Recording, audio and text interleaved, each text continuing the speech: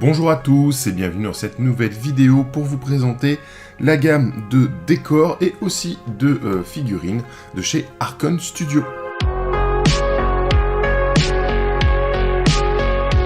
Arkon Studio nous propose plein de kits de décors en plastique à assembler qu'on va pouvoir voir en détail dans cette vidéo, très facile à assembler et surtout hyper modulable. Et ça c'est super chouette. Va y avoir deux catégories de décors. Il va y avoir la collection Dungeons & Lasers, où là ça va être pour faire plutôt des décors en intérieur, hein, comme on peut voir ici, voilà, des couloirs, des coursives, des choses comme ça. Donc il y a plusieurs ambiances différentes, ambiance médiévale, ambiance science-fiction, etc. Vous allez pouvoir choisir ce qui vous convient le mieux. Mais il y a aussi une deuxième collection qui s'appelle Rempart, où là ça va être plutôt du décor extérieur.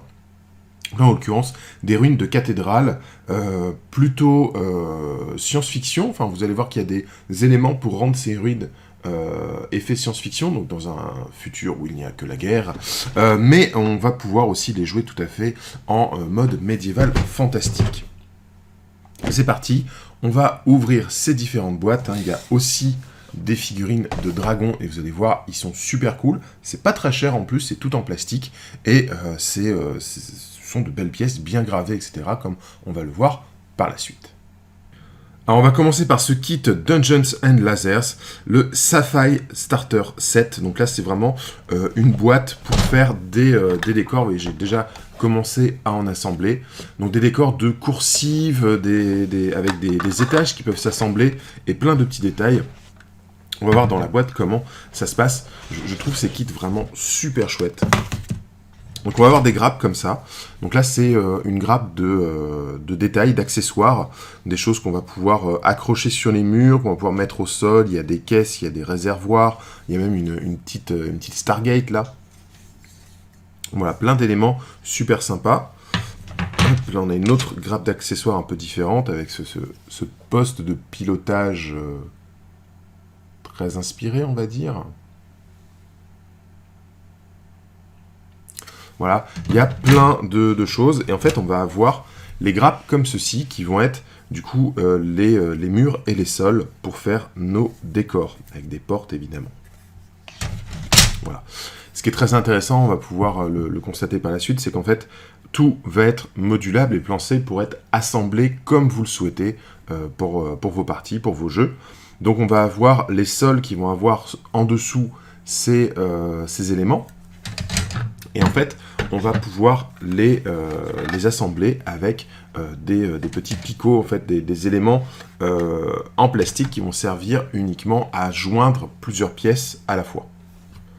Ces éléments vont être sur une grappe à part. Vous avez plein de connecteurs du coup, des connecteurs plats, des connecteurs une seule pièce, des connecteurs verticaux, des choses pour boucher des trous aussi, puisqu'on va avoir plein de murs avec des trous installés dedans qui sont censés venir recevoir par la suite un petit accessoire. Donc par exemple, voilà, je vais prendre un accessoire qui est ici, et bon, on va le faire sur l'élément de décor qui est déjà là. Vous voyez, j'ai un trou qui est là dans mon élément de décor. Je vais tout simplement venir rajouter une lampe dans ce trou, et ça me permet en fait de casser la monotonie longiligne en fait de ces murs.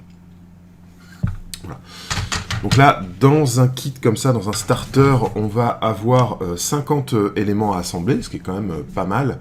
En termes d'empreinte au sol, on va avoir des grandes parties et des petites parties. Donc je crois qu'il y a 3 grappes de sol, si je dis pas de bêtises, voilà.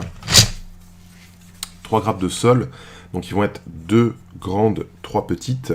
Donc en fait ça va nous faire 6 grandes en tout et 9 petites. Il y a quand même de quoi faire en termes d'espace. Alors ça suffira pas pour faire une table en entier, hein, évidemment. Mais pour un élément de décor, pour un bâtiment posé au milieu de la table par exemple, c'est vraiment très chouette. Et ce sont des décors qui vont être super utiles aussi si vous avez envie de faire des tables 3D pour des jeux de plateau. Par exemple, moi je verrais très bien un Zombicide, la version science-fiction du Zombicide, avec les couloirs comme ça. Ce serait hyper sympa à faire. Et comme je vous l'ai expliqué, voilà, les couloirs se montent et se démontent très bien. Hop. Ça va être que de l'emboîtage, puisqu'on va avoir le picot qui va se trouver sur chaque élément de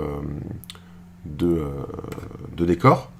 Picot sur chaque mur ici il va être disponible. Et en fait, on va avoir les connecteurs qui vont venir se placer comme ça sous l'élément de décor, afin d'avoir un élément pouvant recevoir le picot. Voilà.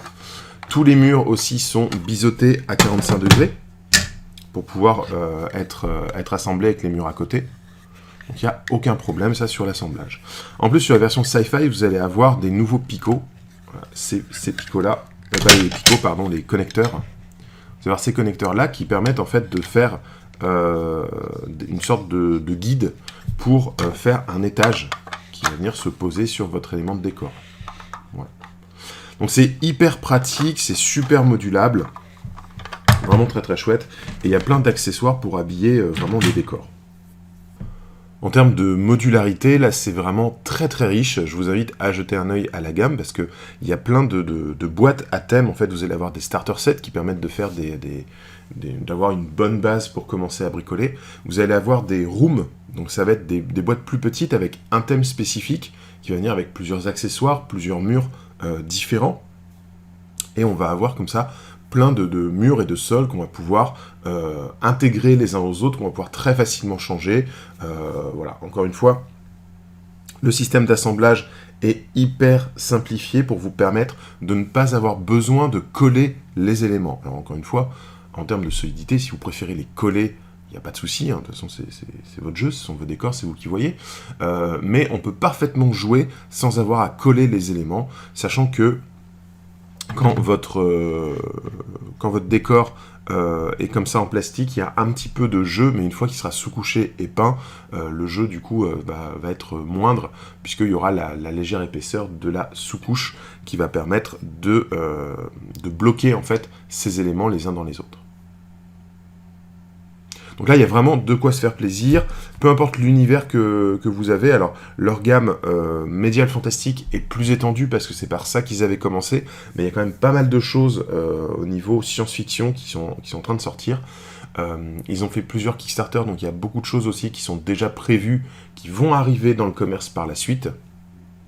Et là, au niveau des décors, je veux dire que c'est super sympa, ça donne envie vraiment de se faire des tables entières de coursives, de donjons, d'égouts, voilà, de choses comme ça. Et j'aime beaucoup ce coup des petits trous dans lesquels on peut mettre toutes sortes d'accessoires. C'est vraiment très sympa. Dans la gamme, il y a aussi des dragons, et là notamment le Xeno-Dragon, hein, qui est très inspiré encore une fois, qui est très chouette. Donc on va être sur, encore une fois, en termes de prix, c'est vraiment super accessible. Je suis très étonné par le prix qu'ils sont capables de pratiquer. C'est vraiment facile d'accès et pas très cher. Là, on va être sur un dragon qui va avoir un socle de 50 mm gravé qui est compris avec la figurine et qui va faire 16 cm et demi de haut, ce qui est quand même pas négligeable.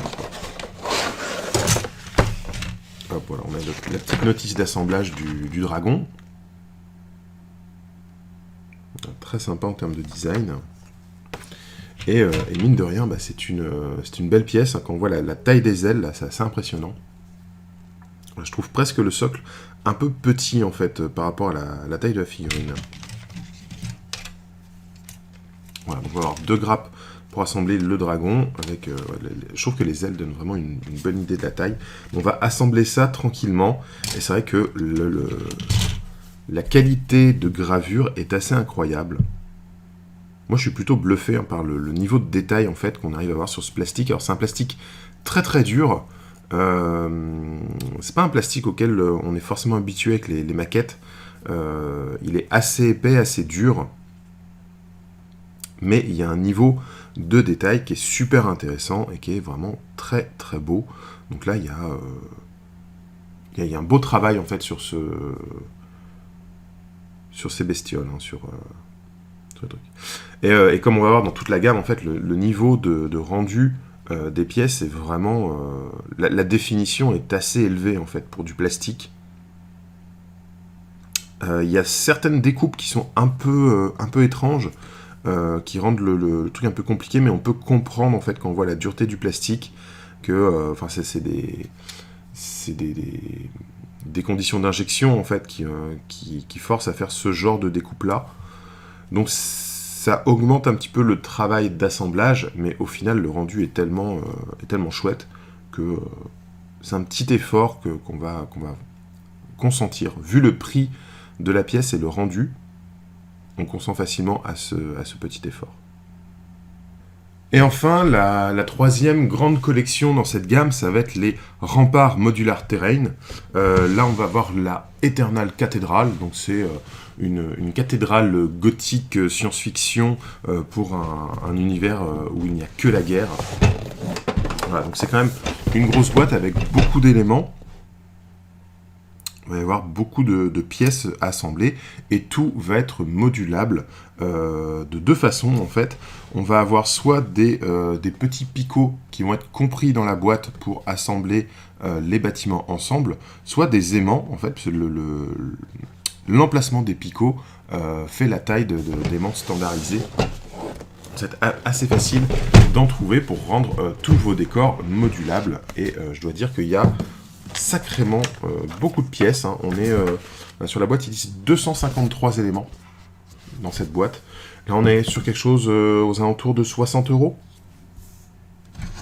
Et en fait, pour tout ce que ça représente, c'est assez balèze, hein. Donc, le petit truc de construction. Donc, vous voyez, on a des picots qui vont être là, qui vont pouvoir s'insérer dans différents éléments. Donc, on peut les assembler comme ça, un peu comme les Dungeon and Laser qu'on a vu juste avant. Ou alors on pourra remplacer en fait tous ces picots. Les emplacements sont déjà prévus pour les remplacer par des aimants. Et là vous allez avoir des décors qui vont être modulables, aimantés. Je pense que les miens je vais les faire aimanter. On va en assembler un peu pour voir ce que ça peut donner. Il y a beaucoup de pièces différentes. Moi j'ai un petit peu regardé justement en tant que joueur de plusieurs jeux et plusieurs univers, qu'est-ce qu'on peut faire avec cette cathédrale. Et j'avoue que, en dehors de certains petits éléments qui semblent un petit peu SF sur toutes les parties, notamment les petites grilles qu'on peut trouver là, en dehors de ça, 90% des pièces sont parfaitement utilisables dans du jeu médiéval fantastique. Voilà, si vous peignez pas ça en métal, si vous le peignez un petit peu comme de la pierre, ça ne se verra pas du tout. Je pense qu'on peut parfaitement jouer en médiéval fantastique, et du coup, certains éléments beaucoup plus SF donneront le côté science-fiction du coup à vos tables, mais que vous pouvez les garder à part si vous jouez pas de la science-fiction, quoi. On va aussi avoir un système pour des étages, en fait, pour des plateformes en hauteur. J'avoue que si le système est très pratique en termes d'assemblage, de modularité, je le trouve pas forcément très élégant en termes de résultats. Et surtout, bah là, ça casse un petit peu le rendu médial fantastique que je cherchais, quoi. Donc on va être sur quelque chose beaucoup plus futuriste avec ces éléments pour faire des plateformes en hauteur. Voilà, et une fois tous les bâtiments assemblés, enfin tous non, hein, juste une petite partie pour se rendre compte, on voit qu'il y a plein d'options d'assemblage pour des trucs très très différents. Il y a vraiment beaucoup de pièces dans ce kit, donc c'est vraiment agréable en fait la quantité d'options qui nous est offerte. Vraiment une très grande modularité comme ça dans ces pièces, c'est impressionnant. Alors j'aime bien parce qu'il y a un petit peu de tout. On va avoir vraiment de la ruine de bâtiments gothiques, on va avoir des statues avec des cheminées, des tuyaux et des trucs comme ça pour faire vraiment entre du steampunk et de la SF. On va avoir des générateurs, on va avoir des racines qui poussent aussi pour dire que c'est en ruine depuis très longtemps. Donc je trouve qu'il y a une belle variété d'éléments de décor modulables dans ce kit, c'est vraiment super chouette. Alors il y a certains éléments qui sont à coller, tout simplement faire des grands pans de mur et tout, sur lesquels on pourra mettre des détails par la suite. Mais voilà, c'est vraiment bien pensé. Moi, j'aime beaucoup. Le plastique est très dur, donc à mon avis, ça va être résistant dans le temps. Et ce système de picots qu'on peut remplacer par des aimants, c'est vraiment une très bonne idée. C'est très chouette. et ça permet d'avoir plein d'éléments de décor et de les adapter en fait à vos tables de jeu. Voilà. Est-ce que vous avez besoin d'une énorme cathédrale centrale sur une table pour un jeu de bataille, ou est-ce que vous allez plutôt faire des couloirs et des ruines pour un jeu d'escarmouche ou quoi? Enfin, le côté où on peut vraiment s'adapter à l'échelle du jeu, moi ça me plaît beaucoup. Voilà, moi, comme j'ai tendance à jouer un petit peu à tout, que ce soit des jeux où on va jouer 3-4 figurines ou des jeux où on va jouer 200 figurines sur la table, bah, le fait d'avoir aussi une gamme de décors qui va me permettre de passer de l'un à l'autre, c'est aussi plus rentable, j'ai envie de dire, hein, en termes d'achat, en termes de temps passé dessus, et en termes aussi tout simplement de stockage. Hein. C'est-à-dire que si j'ai une boîte remplie d'éléments de décor qui peuvent être joués que sur un seul jeu, c'est un petit peu dommage, alors que si je sais que ces décors-là, je vais pouvoir les utiliser pour plusieurs jeux, bah, je peux vraiment me faire plaisir sur le truc. Je vous avoue que là, j'ai très envie de finir de monter le kit, du coup, pour voir toutes les options possibles, et j'ai très envie d'aller chercher les autres kits qu'il y a dans la gamme pour faire des combinaisons et tout. Voilà donc pour cette présentation de la gamme Arkon Studio, la gamme de décors, avec quelques grosses figurines aussi, hein, qui rangent dans la gamme décor. Moi, je dois dire, je suis conquis. J'aime beaucoup le résultat. Je vais m'empresser d'aller peindre tout ça pour pouvoir les jouer. Donc, surveillez bien la page du Guerrero de la figurine. Vous en verrez peut-être dans les photos, un de ces quatre. En tout cas, je trouve que les kits sont vraiment bien. C'est très varié, avec plein d'options. Il y a moyen vraiment de se faire plaisir avec tout le côté modularité qui permet de les ressortir pour n'importe quel jeu. Toute la partie Dungeon et Laser, moi j'ai envie de faire des parties de Frostgrave, de Mordheim, de Ranger of Shadowdeep avec ces décors-là. C'est super chouette. Ça va servir aussi la partie SF pour tout ce qui va être Warhammer 40 000, Mars Code Aurora, voilà, des jeux comme ça. Ça va être super sympa. Il y a plein de choses à faire. J'ai l'impression d'avoir à peine effleuré un échantillon de ce qui est disponible dans la gamme, et je vais vraiment creuser ça. Et j'espère que ça vous plaît et que vous allez aussi regarder ce qu'il y a dans cette gamme. Voilà. En espérant que cette vidéo vous aura plu, je vous dis à très bientôt pour une nouvelle vidéo, et en attendant, jouez bien!